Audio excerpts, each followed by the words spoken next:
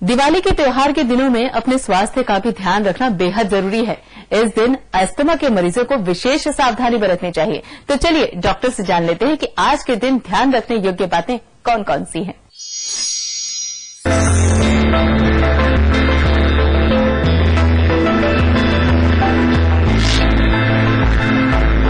पटाखे जलाने से पहले हमने आपको पहली बात तो जलाएं ना जलाएं, उसको स्टोर कैसे करें। स्टोर करने के लिए पहले उसको पैक बंद डब्बे में रखा जाए। डब्बे में रख के कहीं डार्क प्लेस पर नमी वाली जगह पर रखा जाए और वहां पर कोई इन्फ्लेमेबल चीज न हो। इससे कोई सिलेंडर न रखा जाए, सीएनजी का कोई आग लगने वाले तेल न रखा जाए। इन सब चीजों से बचाया जाए और दूर रखा जाए। कभी सीढ़ी के नीचे नॉर्मल रख देते हैं, स्टेयर पर चढ़ते हुए उसको वहां पर न रखा जाए। ये तो हमने रखने का तरीका हो गया हमारा। दूसरी जलाने के लिए हम बताना चाहें आपको, जब जलाया जाए तो एक समय में एक पटाखे को जलाएं।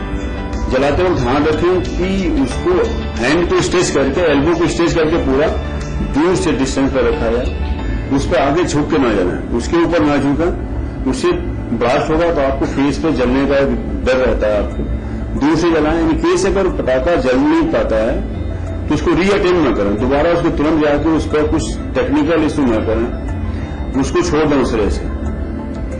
और ग्रुप में ना जलाएं, एक समय में एक पटाखे जलाएं। बाकी लोग जो खड़े हैं उनको दूर कर, सर्टेन डिस्टेंस पर दूर करके खड़ा रखें और वो देखें एक 1 बाय 1 कोई जाके जलाए। अगर कोई बच्चा है, बच्चा अगर जलाना चाहता है तो बच्चे को पहली बात तो 5 साल के बच्चे को नीचे आप जलाने को न दे, चाहे फुलझड़ी क्यों न हो, उससे भी आग लगने का डर रहता है।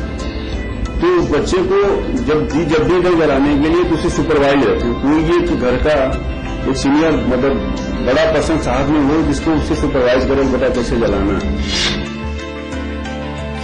जहां भी जलाएं, पहली बात तो गली में ना जलाएं, घर की बालकनी में ना जलाएं, कहीं ओपन स्पेस पर, या तो छत पर चले जाएं या तो कहीं ओपन पूरे कहीं मैदान, सोसाइटी का मैदान हो या पार्क हो, वहां से जलाएं।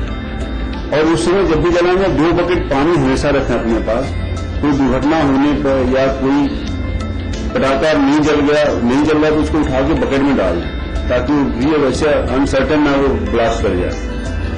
और इन केस कोई दुर्घटना हो जाती है, जैसे कि आपने पटाखे जलाए, उसके कुछ पार्टिकल आपके आंख में आ गया, मुझे जलन होने लगी, तो उसके लिए क्या करना होगा, पानी पी लेके नॉर्मल पानी से, जो टैप वाटर बोलते हैं नल का, उससे लगातार 10 मिनट तक आंख को वॉश करते रहिए। वॉश करने के बाद भी अगर लगता है कि आंखों में जलन हो रही है तो आप नियर कहीं भी आसपास का जो हॉस्पिटल आपको वहां जाके एक आई स्पेशलिस्ट को जरूर दिखाएं। उसमें लापरवाही न करें कि हम कल सुबह जाके दिखाएंगे या परसों दिखा देंगे, ऐसा न करें। आप उसी दिन जाकर जरूर दिखाएंगे, जलन उसमें पड़ी बनी हुई है। जब आप जलाने जा रहे हैं तो लूज कपड़े ना पहन के जाए, लूज और सिंथेटिक कपड़े, इस कपड़े को अवॉइड करें। पहनना हो तो मोटा कॉटन का कपड़ा पहनिए। इन केस अगर आपको कोई आग लग जाती है कपड़े पर, उस समय आपको एक व्यवस्था नहीं है तो भागिए मत, चिल्लाइए मत, कपड़े को मत फाड़िए, आप जमीन पर ही नीचे लेट के रोल हो जाइए। रोल करते हुए आग को बुझाने की कोशिश कीजिए। उससे आग बुझ जाए उसके बाद कपड़े को निकाल दीजिए। और जहां आपकी जो शरीर का जो भी हिस्सा जला जाए वहां पर आपको ऑयल लगाना है, न कोई क्रीम लगानी है, न कोई लिक्विड लगाना है। उसके ठंडे पानी से बस वॉश कर दीजिए अच्छे तरीके से। वॉश करके वो बहुत ज्यादा जला हुआ है तो आप तुरंत किसी हॉस्पिटल में ले जाएं, उनको दिखाएं। पैनिक न क्रिएट करें जलने के बाद, उससे और घटना होने का डर बढ़ जाता है, किसी और को आग लगने का डर हो जाएगा। ये होता है सस्पेंडेड पार्टिकल जो एयर में होते हैं, उसमें कुछ पार्टिकल जो रिस्पिरेबल होते हैं, हम सांस लेते हैं तो सांस की धुआं हमारे लंग्स में जाती है। उससे जो दमा के मरीज होते हैं या क्रोनिक ब्रोंकाइटिस के मरीज होते हैं, सीओपीडी जिसे हम बोलते हैं, इनके लिए सांस लेने में दिक्कत पैदा हो सकती है। तो इन चीजों का हमें ध्यान रखना चाहिए जब भी जलाएं। इन केस आसपास से जा रहे हैं और किसी को फ्यूम आ रही है, महक आ रही है, स्मेल आ रही है, तो दरवाजे खिड़कियां खोल के रखें, पर्दे हटा के रखें, प्रॉपर वेंटिलेशन रखें। और दूसरी चीज होती है कि उसमें पार्टिकल होते हैं जो कार्बन मोनोऑक्साइड बोलते हैं, उससे एलर्जिक रिएक्शन, दमा होने का डर, स्किन में जलन, आंखों में जलन, सांस लेने में दिक्कत, या कुछ समय में कार्डियक जो पेशेंट होते हैं जो हार्ट की प्रॉब्लम होती है उनमें घबराहट और सांस लेने में दिक्कत कर देती है, कार्डियक प्रॉब्लम बढ़ जाती है इस कंडीशन में। इस कंडीशन में पहली बात तो यह है कि उनको जहां पर पटाखे जलाए जा रहे हैं उस एरिया में न जाए, वो उस स्मेल से बचे। अगर घर में है तो घर की उस कमरे में कटकर उस दरवाजे बंद रखें, अगर तो प्रॉपर वेंटिलेशन रखें जिस एरिया में वहां पर बचाने से बचे। इससे बचना सबसे बड़ा उपाय है। अगर आपको लगता है इसके बाद भी आपको प्रॉब्लम सांस लेने में दिक्कत होने लगी है तो सबसे अच्छा तरीका है कि हॉस्पिटल में जाएं, वहां किसी डॉक्टर को दिखाएं, उसका उपचार लें।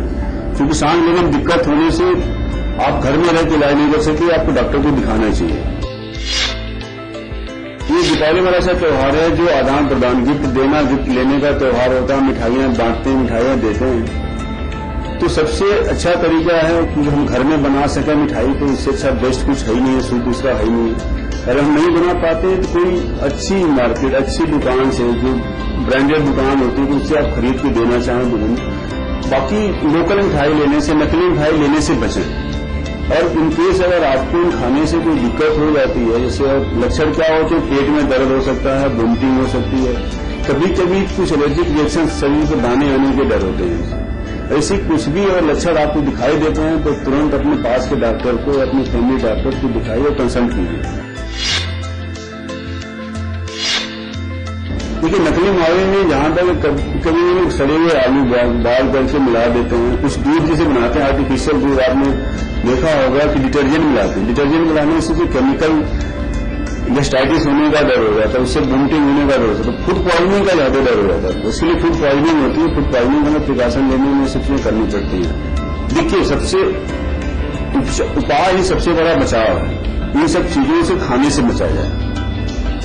अगर आपको इस प्रॉब्लम हो जाती है तो इसका उपचार ये है कि आप अपने डॉक्टर को जरूर दिखाएं, चाहे वो फूड पॉइजनिंग हो गई है या कोई एलर्जिक रिएक्शन हो गया।